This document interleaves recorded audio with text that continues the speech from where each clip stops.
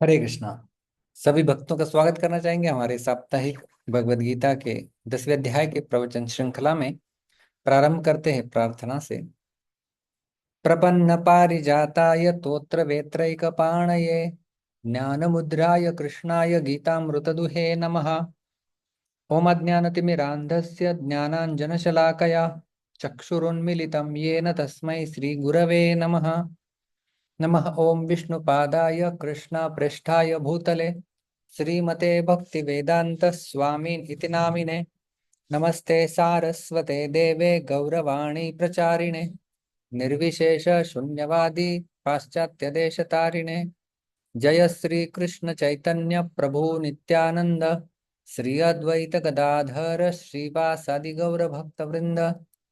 हरे कृष्ण कृष्ण कृष्ण हरे हरे हरे राम राम राम हरे हरे। हरे कृष्णा।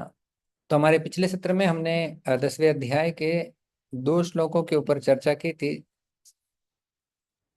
36 37। तो 36वें श्लोक में हमने देखा था, द्यूतम छलयतामस्मि तेजस तेजस्वी नामहम जयोस्मि व्यवसायोस्मि सत्वम सत्वतामहम। पांच विभूतियों का वर्णन भगवान ने इसमें किया था। भगवान कहे थे कि छलयताम द्यूतम अस्मि, छल करने वालों में द्यूत मैं हूँ। और अर्जुन को यह उदाहरण तत्क्षण समझ में आया होगा, क्योंकि उनके साथ बड़ा छल किया था शकुनी और दुर्योधन, इन्होंने मिलके।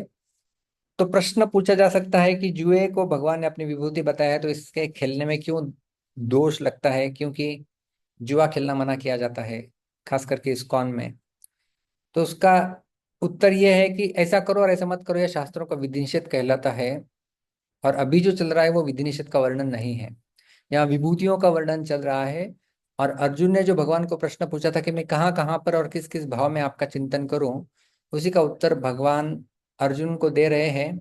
और किस प्रकार से उनका चिंतन सुगमता से किया जाए, इस विभूति के रूप में वे बता रहे हैं।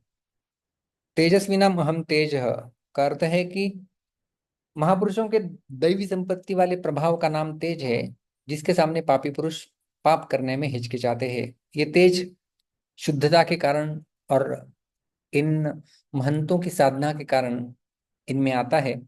और इसके उदाहरण स्वरूप हमने कहीं देखा था कि रसिकानंद प्रभु, जो श्यामानंद पंडित इनके शिष्य थे, एक नवाब ने एक पागल हाथी उन्हें मारने के लिए भेजा था, लेकिन फिर भी अपने तेज से उन्होंने उसे भी वैष्णव बना दिया था। और हमने ये भी देखा था चैतन्य चरितामृत के उदाहरण से कि जो मृगारी था वो प्राणियों को अधमरा करके मारता था। और नारद मुनि जब वहां पर पहुंचे और उनके साथ वार्तालाप करने लगे, तो वो मृगारी, हालांकि नारद मुनि को बुला बुरा भला बोलना चाहता था, गाली देना चाहता था। क्रुद्ध हैया व्याध तारे गाली दी ते चाहे नारद प्रभावे मुखे गाली नहीं आए, किंतु नारद के प्रभाव से, उनके तेज से वो गाली नहीं दे पाया। और भगवान बताते हैं, जितृणाम जय अस्मि, जीतने वालों की विजय मैं हूँ। और व्यवसाय नाम व्यवसाय, व्यवसाय उद्यमशीलता मैं हूँ। एक निश्चयात्मक बुद्धि व्यवसाय आत्मिका बुद्धि एक है कुरनंदन, बताते हैं कि वो भी मैं हूँ। और सत्ववताम सत्वम अहम, सात्विक मनुष्यों का सात्विक भाव मैं हूँ। तो इसके अलग अलग अनुवाद पाए जाते हैं। विश्वनाथ चक्रवर्ती और बलदेव विद्याभूषण खास करके बताते हैं कि सत्वम का अर्थ है बल, बल वालों का बल मैं हूँ। और अलग आचार्य बताते हैं इस प्रकार तो होता है अस्तित्व, सबका अस्तित्व मैं हूँ। और सत्व गुण, सात्विक लोगों का सत्व मैं हूँ, इस प्रकार से भगवान बताते हैं। तीनों सही हैं। और अगला श्लोक भी हमने देखा था, वृष्णि नाम वासुदेवोस्मि पांडवा नाम धनंजय मुनि नाम अप्यहम व्यास कवि नाम उष्णा कवि। तो इसमें भगवान ने अपनी चार विभूतियों को बताया था कि वृष्णियों में वासुदेव मैं हूँ, ऐसा भगवान बताते हैं। तो वृष्णियों के वंश में वासुदेव का जन्म हुआ था, उनका विवाह देवकी के साथ हुआ था और इनके पुत्र थे भगवान श्री कृष्ण। तो वसुदेव के पुत्र, इसके कारण इनका नाम होता है वासुदेव। तो यहाँ भगवान कृष्ण के अवतार का वर्णन नहीं है, प्रत्युत वृष्णिवंशियों में अपनी जो विशेषता है उस विशेषता को लेकर भगवान ने अपना विभूति रूप से वर्णन किया है। ये अपना विभूति रूप में भगवान का बताना, ये संसार की दृष्टि से है, स्वरूप की दृष्टि से तो वे भगवान हैं। तो ये श्लोक 37वां हमने देखा था, विशेष रूप से भगवान वसुदेव के पुत्र वासुदेव के रूप में स्वयं को अपनी वृष्णियों के बीच में विभूति बताते हैं, और पांडवों के बीच में पांडव धनंजय को अपनी विभूति बताते हैं। पांडवानाम धनंजय है। धनंजय का अर्थ हमने देखा था कि जो धन को जीत के लेके आए थे राजसूय यज्ञ के समय, इसलिए उनका नाम हुआ था धनंजय। तो पांडव अर्जुन के बिना पांडवों का कुछ उपलब्धि नहीं हो सकती थी, इसलिए उनमें भगवान ने उन्हें अपनी विभूति बताया है। मुनीनाम अप्यहम व्यास, मुनि का अर्थ होता है मननशील, उसमें मैं व्यासदेव हूँ, ऐसा भगवान बताते हैं। तो वेदों को चार विभागों में विभाजित करना, पुराण उपपुराण महाभारत, इनका जो भी संस्कृत वाङ्मय है, ये सब व्यासदेव जी की कृपा का फल है। और आज भी कोई नई सृष्टि होती है, सृजन किया जाता है लेखन के साम्राज्य में, उसे व्यास जी का ही उच्चिष्ट माना जाता है, व्यासोच्चिष्टम जगत सर्वम के रूप में। तो व्यासदेव इस प्रकार से विभूति है। और कवि नाम उष्णा कवि ही, कि संपूर्ण कवियों में उष्णा का अर्थ होता है शुक्राचार्य। कवि का अर्थ होता है, वो भी हमने देखा था कि शास्त्रीय सिद्धांतों को ठीक तरह से जानने वाले जितने भी पंडित हैं वे कवि कहलाते हैं। उसका अर्थ मंत्र दृष्टा भी होता है। और इन सब में शुक्राचार्य मुख्य है, जो संजीवनी विद्या के भी ज्ञाता थे, और इनकी शुक्र नीति बड़ी प्रसिद्ध है। तो ऐसे शुक्राचार्य वो सब कवियों में श्रेष्ठ कवि। कवि का अर्थ केवल कविता की रचना करता है वो नहीं, किंतु जो शास्त्रों से ठीक से समझने वाला पंडित है और मंत्रद्रष्टा है, उन्हें कवि कहा जाता है। तो इस प्रकार से हमारे सारे श्लोकों की श्रृंखला अभी समाप्त होने को आ रही है। और जो भगवान अपनी विभूतियों का वर्णन करते हैं आगे, और विभूतियों के वर्णन में भगवान 38वां श्लोक बताते हैं। दंडोदमयतामस्मि नीतिरस्मि जिगीषताम मौनम चैवास्मि गुह्यानाम ज्ञानम ज्ञानवतामहम। इसका हम लोग देखते हैं पद विभाग और संधि। आप सब मेरे पीछे दो दो बार इस हर एक शब्द का उच्चारण कीजिए। दिव्य कृष्ण, मैंने आपको अनम्यूट किया है, आपकी आवाज सुनाई नहीं दे रही है। हाँ।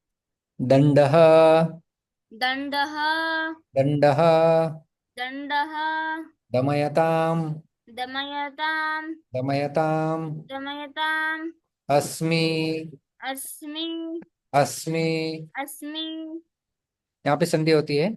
दंडो दमयतामस्मि दण्डो दमयतामस्मि नीतिः नीतिः नीतिः नीतिः अस्मि अस्मि अस्मि। अस्मि विसर्ग का रेप में परिवर्तन, नीतिरस्मि नीतिरस्मि जिगीषताम जिगीषताम् जिगीषताम जिगीषताम् मौनम मौनम् मौनम मौनम् च च एव एव अस्मि। अस्मि यहाँ पर भी संधि हो जाता है। चैवास्मि चैवास्मि गुह्यानाम गुह्यानाम् गुह्यानाम गुह्यानाम् ज्ञानम ज्ञानम् ज्ञानम ज्ञानम् ज्ञानवताम ज्ञानवताम् ज्ञानवताम ज्ञानवताम् अहम अहम् अहम। अहम् संपूर्ण श्लोक एक एक पाद के साथ गाइए आप। दण्डोदमयतामस्मि नीतिरस्मि जिगीषताम् मौनं चैवास्मि गुह्यानां ज्ञानं ज्ञानवतामहम्। उत्तम। Thank you Ravi ji. हरे कृष्णा। नीलेश प्रभु। हरे कृष्णा प्रभु जी, दंडवत प्रणाम। हरे कृष्णा। दंडो दमयतामस्मि दंडो दमयतास्मि नीतिरस्मि जिगीषताम् नीतिरस्मि जिगीषता मौनं ताम चैवास्मि गुह्यानाम् मौनं चैवास्मि गुह्यानां ज्ञानं ज्ञानवतामहम्। ज्ञानं ज्ञानवताहम्। उत्तम।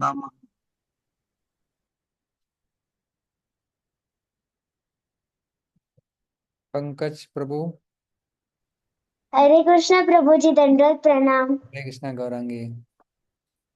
दंडो दमयतामस्मि दंडो दमयताम् अस्मि नीतिरस्मि जिगीषताम् नीतिरस्मि जिगीषताम् मौनं चैवास्मि गुह्यानाम् मौनं चैवास्मि गुह्यानां ज्ञानं ज्ञानवतामहम्। ज्ञानं ज्ञानवतामहम्। उत्तम। हरे कृष्णा। हरे कृष्ण। नागवेणी माता जी। हरे कृष्णा। दंडवत प्रणाम प्रभु। हरे कृष्ण। दंडो दंडो दमयतामस्मि नीतिरस्मि जिगीषताम् मौनं मौनं चैवास्मि गुह्यानां ज्ञानं ज्ञानवतामहम्। उत्तम। Thank you. अभी हम देखते हैं इसका अन्वय बड़ा सरल है। भगवान अपनी चार विभूतियों को इस श्लोक में वर्णित कर रहे हैं। दमयताम दंडः अस्मि, जिगीषताम नीतिः अस्मि, गुह्यानाम मौनम चैवास्मि, ज्ञानवताम अहम ज्ञानम। श्रील प्रभुपाद जी अनुवाद करते हैं इस श्लोक का। अराजकता को दमन करने वाले समस्त साधनों में से मैं दंड हूं, और जो विजय के आकांक्षी है उनकी मैं नीति हूं। रहस्यों में मैं मौन हूं, और बुद्धिमानों में ज्ञान हूं। तो एक एक देखते हैं। विभूति दमयताम दंडः अस्मि। भगवान कहते हैं कि दमन करने वालों का जो दंड होता है वो मैं हूं। दमन करने वाला यानी जो शासन करने वाले, जो शासक है। तो जो शासनकर्ता होते हैं, उनके राज्य में कुछ लोग होते हैं जो शासन को स्वीकार करते हैं, पालन करते हैं, शासन के नियमों का पालन करते हैं। और कुछ होते हैं जो नियमों का उल्लंघन करते हैं। तो नियमों का जो उल्लंघन करते हैं उन्हें दंड देने का अधिकार शासन को होता है। तो दुष्टों को दुष्टता से बचाकर सन्मार्ग पर लाने के लिए दंड आवश्यक होता है। जैसे यहाँ पर दो सिंबल दिए गए। राजा का सिंबल क्या होता है? एक तो होता है उनका मुकुट पहनने का, और दूसरा होता है उनका दंड, जिसे राजदंड कहा जाता है। तो राजा के पास एक राजदंड होता है। जैसे आपने देखा होगा कि जो कोर्ट के जज होते हैं उनके पास भी एक छोटा दंड होता है, ऑर्डर, ऑर्डर इस प्रकार से वो बोलते हैं। तो इसी प्रकार से ये जो दंड होता है, ये जितने भी दुष्ट लोग होते हैं उनको सन्मार्ग पर लाने के लिए जो आवश्यक होता है, तो वो जो दंड है, भगवान कहते हैं कि वो मेरी ही विभूति है। आगे भगवान कहते हैं जिगीषताम नीति ही अस्मि। जो विजय चाहने वाले हैं उनमें नीति मैं हूं। तो नीति का आश्रय लेने से ही मनुष्य विजय प्राप्त करता है, और नीति से ही विजय ठहरती है। इसलिए नीति को भगवान ने अपनी विभूति बताया है। यहाँ पर नीति शब्द का अर्थ राजनीति से है। राजनीति यानी नीति। यहाँ पे इज नॉट मोरालिटी, बट नीति का अर्थ यहाँ पर है पॉलिसी और स्ट्रेटेजी। कि किस प्रकार की नीति अपनाकर कोई व्यक्ति विजयी हो रहा है, उस राजनीति के बारे में भगवान कह रहे हैं कि तो जो विजय प्राप्त करने के लिए जो भी नीति का उपयोग करता है। मैं पुनः बोलता हूँ, नीति does not mean morality, but नीति मीन्स स्ट्रैटेजी। जैसे कौरवों के ऊपर विजय प्राप्त करना था पांडवों को, तो उन्होंने जिस स्ट्रेटेजी का उपयोग किया, जिस शैली का उपयोग किया, भगवान कहते हैं कि वो जो शैली होती है विजय की, वो जो स्ट्रेटेजी है वो मैं हूँ। और नीति की कई सारे स्ट्रेटेजीज होती है। जैसे नीति के चार प्रकार बताए जाते हैं। वो है साम, दान, दंड और भेद। साम का अर्थ होता है निगोशिएशन करना, कि आज नहीं कल करेंगे, इस प्रकार से कुछ निगोशिएशन करना। दान का तो अंध होता है गिफ्ट देना, कि थोड़ा पैसे देकर कुछ मामला सॉल्व होता है क्या। भेद का अर्थ होता है डिवाइड, दोनों के बीच में भेद उत्पन्न करना। और दंड का अर्थ होता है पनिशमेंट। तो इन चार प्रकार की नीतियों से कोई व्यक्ति विजय प्राप्त कर सकता है। तो भगवान बोलते हैं कि जो विजय प्राप्त करने वाले लोग विजय की आकांक्षा से जिस नीति को अवलंब करके विजयी होते हैं, वो नीति जो है वो मैं हूं। तो ये यहाँ पर नीति का अर्थ है, स्ट्रेटेजी या राजनीति हम उसे कह सकते हैं। और आगे भगवान कहते हैं गुह्याना मौनम च एव अस्मि। गोपनीय भावनों में मौन मैं हूं। तो गोपनीय भाव का अर्थ होता है कि हमारे शहरी चेहरे के कई सारे हाव भाव होते हैं, और भावों से हम समझ सकते हैं। जैसे कुछ इमोजीज होते हैं ना, इमोजीज में हम कोई स्माइल कर रहा है, कोई गुस्सा कर रहा है। तो ऐसे अलग अलग चेहरों के भाव होते हैं, जिससे हम भाव भंगिमाओं से उसके मन में क्या चल रहा है, उनका भाव क्या है, वो समझने का प्रयास करते हैं। और गोपनीय, जब जब भी कुछ सीक्रेट रखना है तो कौन सा भाव हो सकता है? तो सबसे बड़ा भाव है मौन। तो गोपनीय भाव में भगवान कहते हैं कि मौन मैं हूं। तो गुप्त गुप्त रखने योग्य जितने भाव है उन सब में मौन मुख्य है, क्योंकि चुप रहने वाले के भावों को हर एक व्यक्ति नहीं जान सकता। जैसे अभी ये व्यक्ति है, चुप है, तो इसके भाव क्या है हम नहीं समझ सकते। इसलिए गोपनीय भावों में भगवान ने मौन को अपनी विभूति बनाया है। और आगे भगवान कहते हैं ज्ञानवताम अहम ज्ञानम। जो ज्ञानवान लोग हैं उनका ज्ञान मैं हूँ। तो जैसे हम लोग देख सकते हैं, कोई कोई आइंस्टाइन थे, आइंस्टाइन बड़े ज्ञानी थे, उन्होंने कई सारे आविष्कार किए। तो उनका जो ज्ञान था उससे हम भगवान की विभूति समझ सकते हैं। तो जितने सारे ज्ञानी लोग हैं, और जो भी ज्ञान, आध्यात्मिक ज्ञान लीजिए, भौतिक ज्ञान लीजिए, जो भी कुछ हम लोग देखते हैं, उन सारे ज्ञानवतान जो भी लोग हैं, उनमें जो ज्ञान है उसे हमें भगवान की विभूति समझना चाहिए। और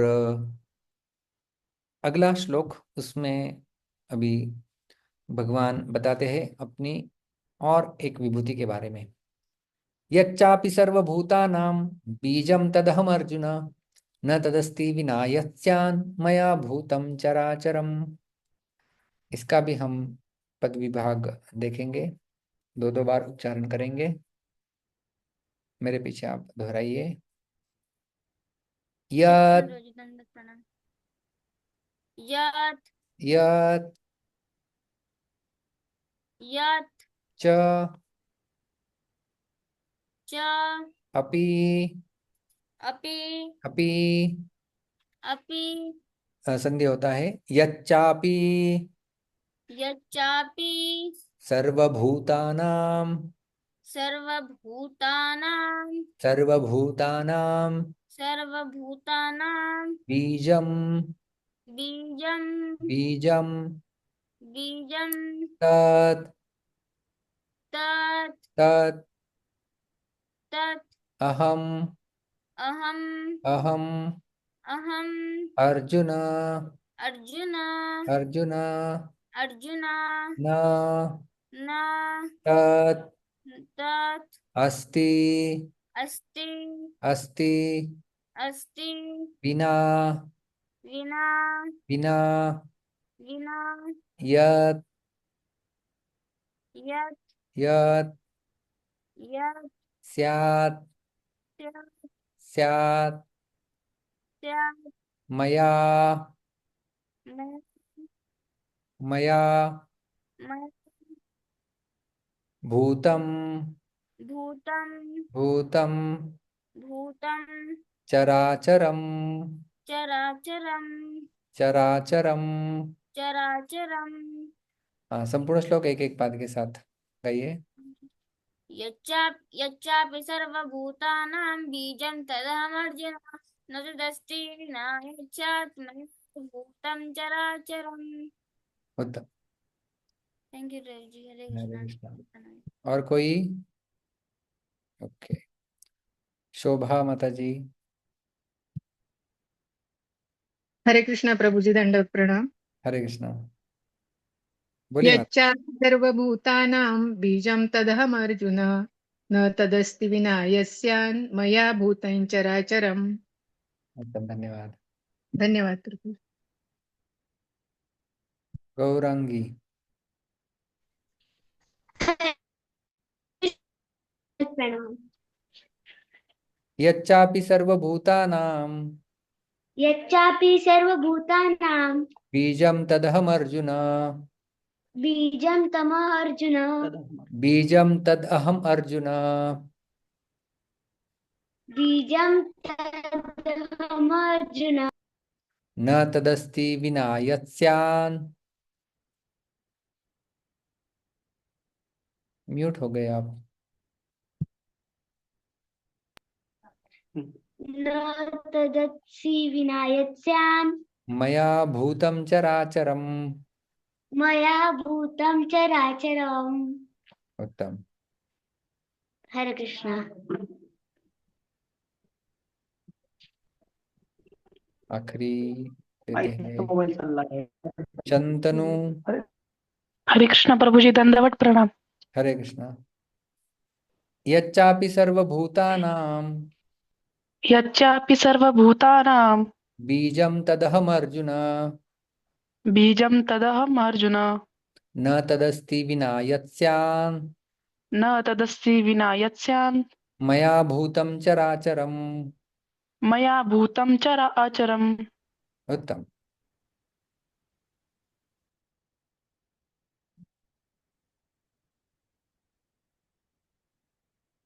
इसका अन्वय है, हे अर्जुन, भगवान बोल रहे हैं अर्जुन को, सर्वभूतानां यद बीजम तदपि अहम, ये एक विभूति है भगवान की, और यद चराचरम भूतम स्यात् तत् मया विना न अस्ति। देखते हैं अनुवाद, श्रील प्रभुपाद जी लिखते हैं, यही नहीं है अर्जुन, मैं समस्त सृष्टि का जनक बीज हूँ।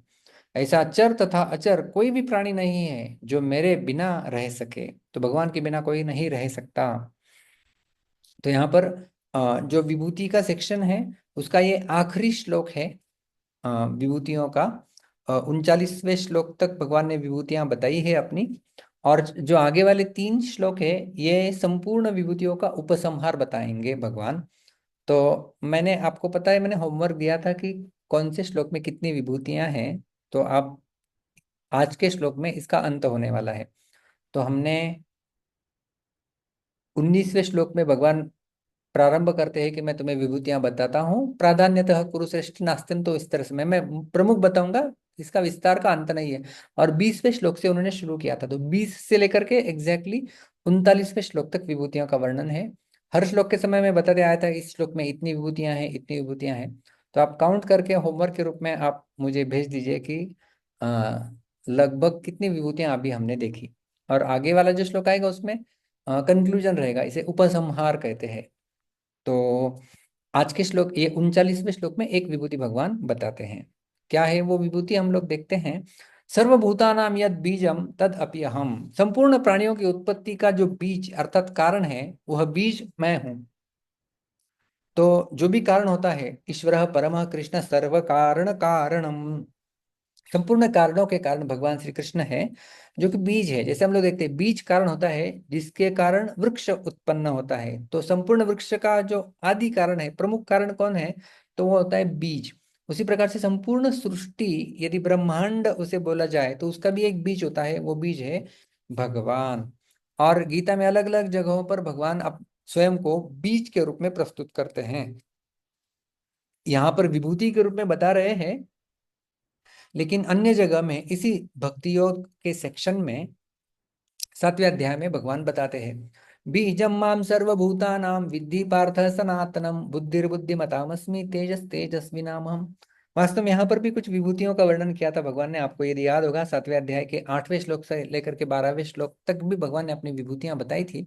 उसमें भी भगवान बताते हैं कि सर्वभूतानां बीजम, सर्वभूतों का, ये देखिए सर्वभूतानां वही शब्द है, बीजम भी वही शब्द है, सर्वभूतों का, सर्व प्राणी मात्राओं का बीज मैं हूं, विद्धि पार्थ, आप जानो हे पार्थ। और कैसे बीज, वहां पर एक विशेषण दिया था भगवान ने, सनातन बीज में हूं।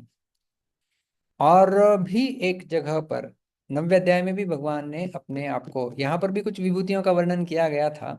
गतिर्भर्ता प्रभु साक्षी निवास शरणम सुरत प्रभव प्रलय स्थानम निधानम बीजम अव्ययम। आपको यदि 9वां अध्याय याद होगा थोड़ा, तो 9वें अध्याय में 15वें श्लोक से लेकर के 19वें श्लोक तक भगवान अपनी विभूतियों का वर्णन करते हैं। वहां पर भी बीज के रूप में बीजम अव्ययम, मुझे अव्यय बीज मानो, इस प्रकार से वर्णन किया गया था। तो ये बीज शब्द 7वें अध्याय में, 9वें अध्याय में, 10वें अध्याय में, तीनों जगहों पर थोड़ी थोड़ी जो विभूतियां बताई है उसमें भगवान इस उदाहरण को प्रयोग करते हैं कि जो बीज है वो मेरी विभूति है, सर्वभूतों का जो बीज है वो मैं ही हूं। तो ये जो बीज का दृष्टांत दिया जाता है, सर्वप्रथम इसमें 2 चीजें हम लोग देखते हैं। एक होती है कि वृक्ष में बीज दिखता नहीं है, जो वृक्ष हो जाता है बीज का, जैसे आम का बीज होता है, आम का बीज हम लोग जमीन के अंदर बोते हैं, उससे फिर थोड़ा थोड़ा थोड़ा बड़ा होकर वो वृक्ष बन जाता है। और वो वृक्ष जब बन जाता है तो जो नीचे वाला बीज है वो तो उसका अस्तित्व मिट जाता है, क्योंकि वही अभी पेड़ के रूप में परिवर्तित हुआ है। और वो जो पूरा जो प्राथमिक बीज था वो कभी दिखता नहीं है। और दूसरा, वृक्ष का आरंभ अभी बीज से हुआ है, तो वृक्ष का आरंभ तो हो गया, आम की गुठली थी, वहां से प्रारंभ हुआ, आम का वृक्ष हो गया, वो गुठली चली गई, और अभी इस वाले वृक्ष में कई सारे आम आएंगे, उसकी कई सारी गुठलियां होंगी। तो ये जो बीज था उसका आरंभ बीज से हुआ और अंत किस में हुआ उस वृक्ष का? अंत भी बीज में ही हुआ, क्योंकि फाइनली हमें फल मिलेंगे जिसके अंदर गुठलियां होंगी, जिससे और अलग अलग अलग वृक्ष बनते रहेंगे। तो ये दो चीजें हमें बीज के दृष्टांत से समझ में आती है कि एक तो बीज दिखता नहीं है और वृक्ष का आरंभ भी बीज से है, वृक्ष का अंत भी एक दृष्टिकोण से बीज में ही होता है।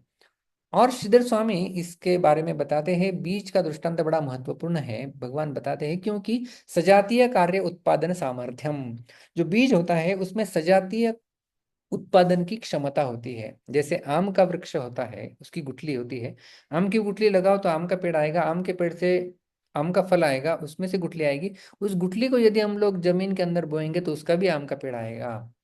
तो सजातीय कार्य उत्पादन सामर्थ्य हो रहा है। मनुष्य का संयोग होता है तो एक मनुष्य का जन्म होता है, मनुष्य उन अलग मनुष्यों को पुनः जन्म दे सकता है। मशीन के अंदर ये क्षमता नहीं होती है। एक लैपटॉप दूसरे लैपटॉप को जन्म नहीं दे सकता है कि नहीं? तो सजातीय कार्य उत्पादन जिसके सामर्थ्य जिसके अंदर होता है उसी को बीज कहते हैं। तो ये जो बीज है भगवान कहते हैं वो मैं ही हूं। और संपूर्ण प्राणी बीज रूप से मेरे में उत्पन्न होते हैं, मेरे में ही रहते हैं और अंत में मेरे में ही लीन होते हैं, ये भगवान बता रहे हैं। मेरे बिना प्राणी की स्वतंत्र सत्ता नहीं है।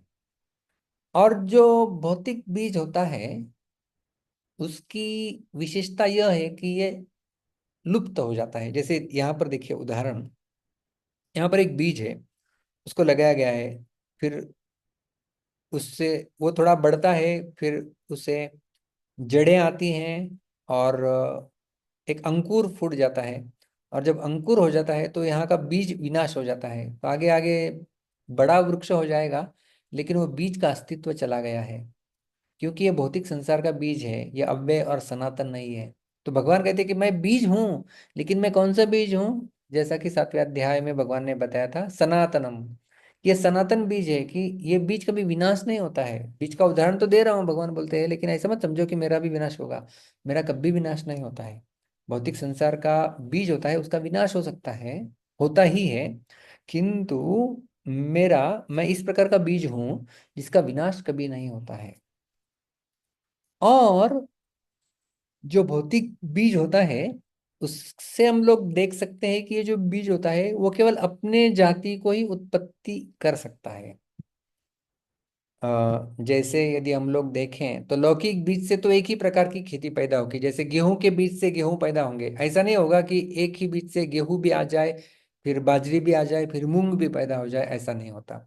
सबके बीज अलग अलग होते हैं, है कि नहीं?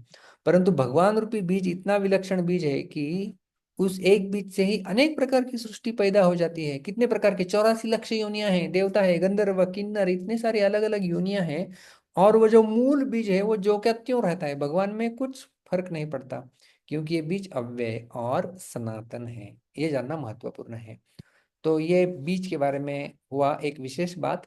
और एक भगवान जब बोल रहे हैं कि मैं सर्वभूतों का, सर्व प्राणियों का जो बीज हूं, तो ये और एक बात को इंगित करता है कि बीज का सिंचन करना ही कृष्ण की सेवा के समान है।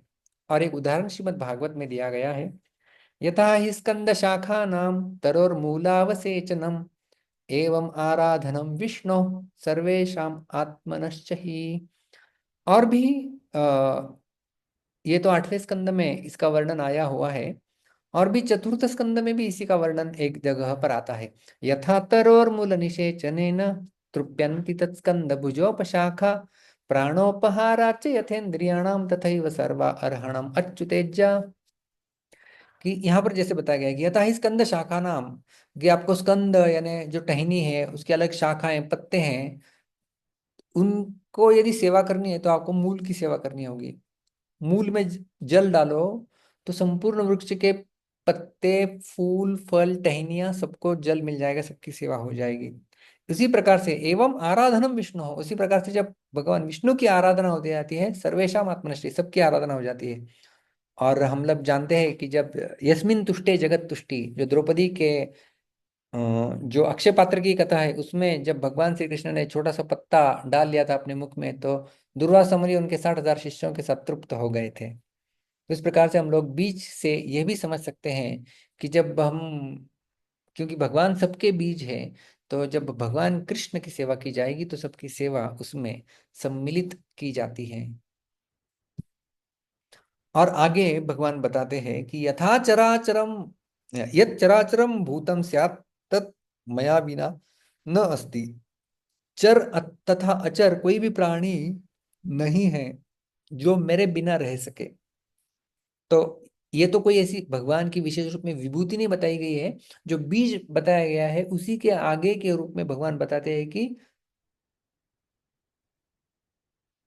जो चर और अचर, चर मतलब जो चलने वाले पशु पक्षी प्राणी इत्यादि है, और अचर यानी जो नहीं चल सकते, जैसे वृक्ष,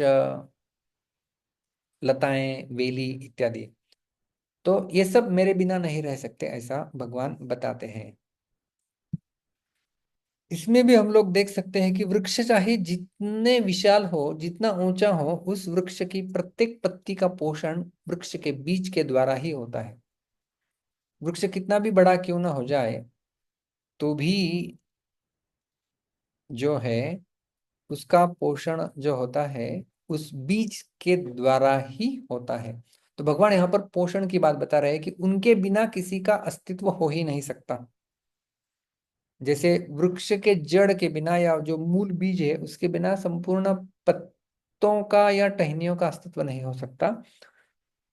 और भगवान की सृष्टि में कई लोग होते हैं कि भगवान को वो मानते हैं, उनका तो पोषण भगवान करते ही है, लेकिन जो नहीं मानते हैं उनका भी पोषण भगवान करते हैं।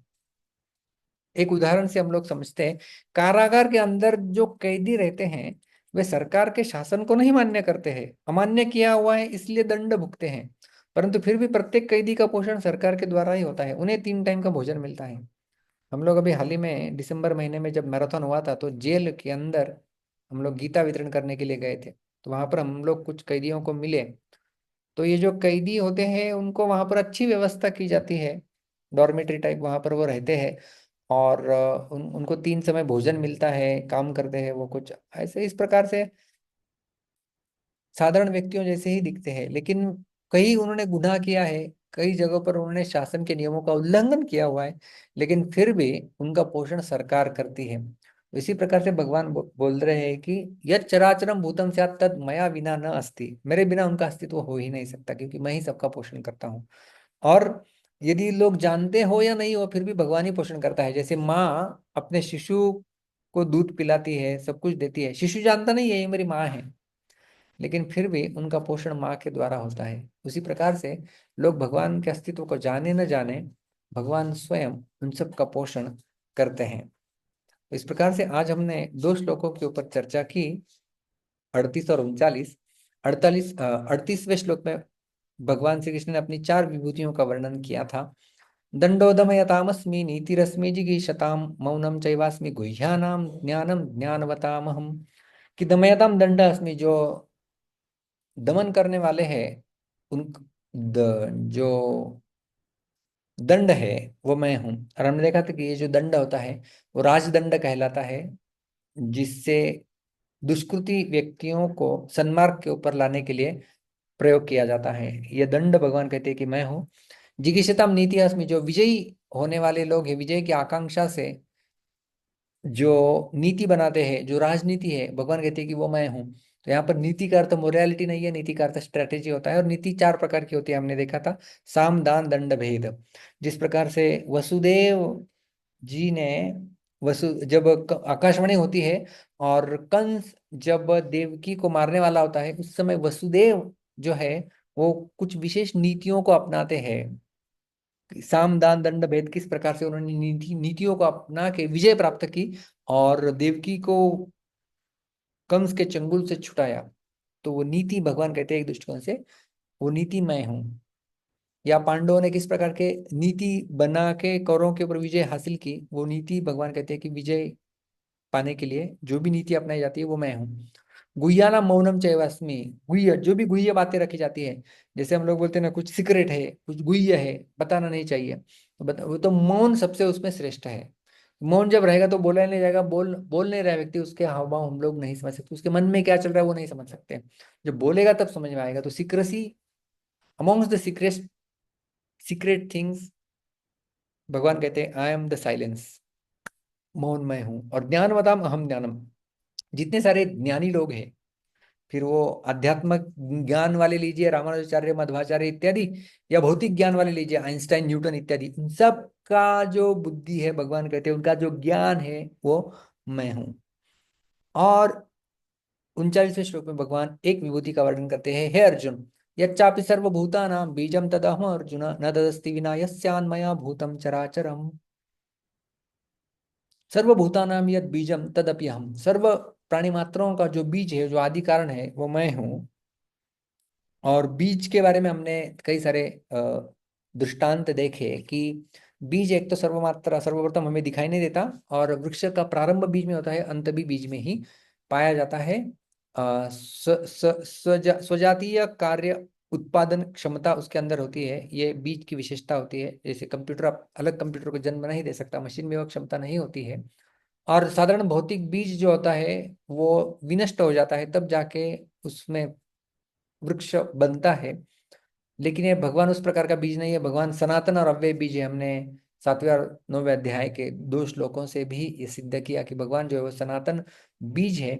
और बीज के रूप में जो है वो हमने देखा कि एक बीज से भौतिक या इस लौकिक संसार में एक ही प्रकार का वृक्ष लग सकता है। आम की गुठली यदि है तो उसे आम का ही वृक्ष बनेगा, उसे चीकू नहीं लगेंगे। या फिर गेहूं का बीज है तो गेहूं आएंगे, बाजरे का बीज बाजरे का अलग होता है। तो उसी प्रकार से, लेकिन भगवान जो एक ऐसे बीज है जिनके जो समस्त योनियों के, समस्त भूत मात्र के जो है वो स्रोत है, वो ऐसे बीज है। और भगवान कहते हैं कि यत् चराचरम भूतम स्यात् तत् मया विना नास्ति, मया विना, मेरे बिना किसी का अस्तित्व नहीं है। तो जैसा हमने देखा कि जो जड़ होता है वृक्ष की, उन्हीं के द्वारा पोषण होता है वृक्ष के फल फूल और पत्ते और टहनियाँ इनका। तो भगवान सभी का पोषण करते हैं। और हमने ये भी देखा कि जो लोग नहीं भगवान की बात मानते हैं, जो शासन की बात नहीं मानते हैं, उन्हें जिस प्रकार से कैद खाने में रखा जाता है, लेकिन कैदियों का भी पोषण वास्तव में सरकार ही करती है, उसी प्रकार से भगवान ही जो है वो सभी का पोषण करते हैं। तो इस प्रकार से हमने देखा कि 20वें श्लोक से लेकर के 39वें श्लोक तक भगवान श्री कृष्ण अपनी विभूतियां बताते हैं। कितनी विभूतियां बता रहे हैं ये आप मुझे बताएंगे। अगले सत्र में भी बता सकते हैं तो भी चलेगा। आपके पास 1 सप्ताह का समय है, आप पूरा काउंटिंग कर सकते हैं, सारे नोट्स आपके पास है श्लोकों के। और तो और अभी हमारे केवल 3 श्लोक बचे हैं इस अध्याय के, जिसमें भगवान निष्कर्ष रूप में क्या बताना चाहते हैं, इसकी चर्चा हम हमारे अगले सत्र में करेंगे। बहुत बहुत धन्यवाद। हरे कृष्ण। ग्रंथराज श्रीमद् भगवद गीता की जय, श्रील प्रभुपाद की जय।